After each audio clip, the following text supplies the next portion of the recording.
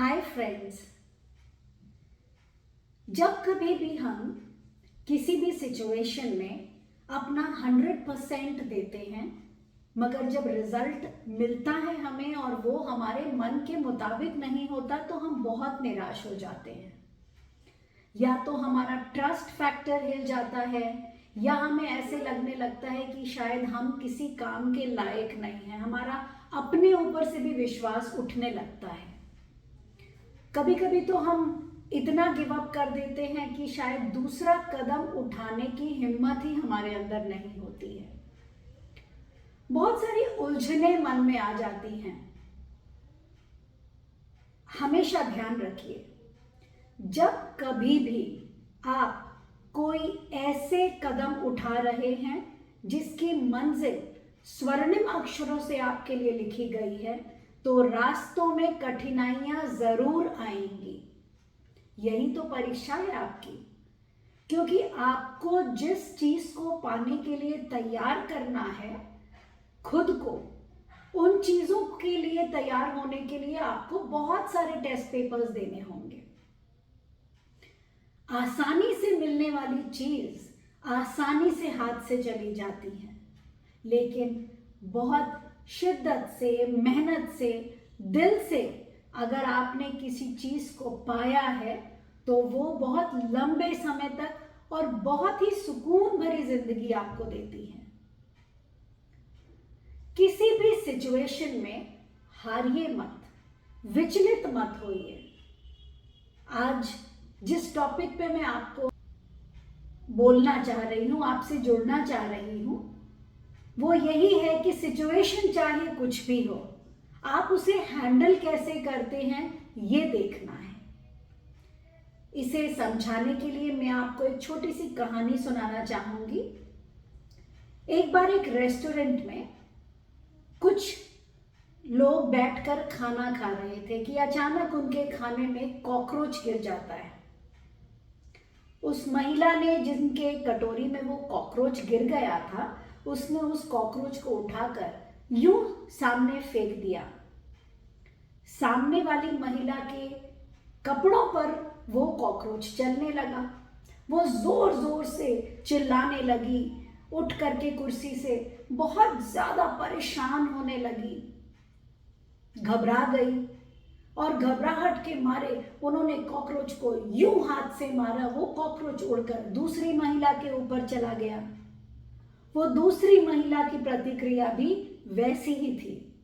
वो भी उठकर बहुत जोर जोर से चिल्लाने लगी, घबरा गई और कॉकरोच को जैसे जैसे उसके कपड़ों पर वो चढ़ रहा था, वो बहुत ही ज्यादा परेशान होकर इधर उधर दौड़ने लगी। घबराहट के मारे उन्होंने जोर से उसे मारा और वो कॉकरोच जाकर सामने एक वेटर के कपड़े पर बैठ गया। जब वो कॉकरोच उस वेटर के कपड़े के ऊपर बैठा तो उस वेटर ने बड़े ही शांत स्वभाव से उस कॉकरोच को अपने ऊपर चलने दिया, उसकी चाल को समझा और फिर बड़े आराम से उसे बाहर ले जाकर अपने कपड़े से झाड़कर रेस्टोरेंट से बाहर कर दिया। दूर बैठी मैं इस पूरे वाक्य को देख रही थी।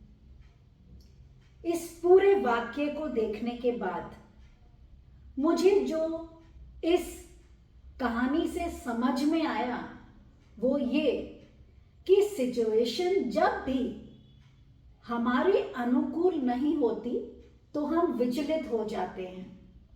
मगर वो वेटर विचलित क्यों नहीं हुआ? क्योंकि वो सिचुएशन को हैंडल करना जान गया था।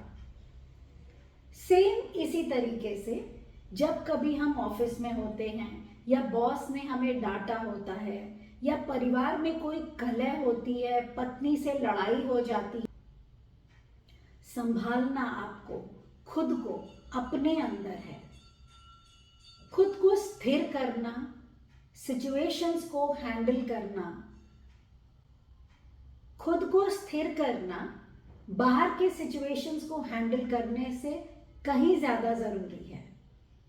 अगर आपने खुद को संभालना सीख लिया तो बाहर चाहे कितनी ही ऊंची लहरें क्यों ना हो और कितनी ही गहरी खाई क्यों ना हो, मुझे पूरा भरोसा है आप उन खाई से और उन ऊंचाइयों से कभी भी नहीं डरेंगे, कभी भी विचलित नहीं होंगे और बिल्कुल एक खरोंच पाए बिना भी उस पूरे वाक्य से अपने आप को एक अलग इवॉल्व,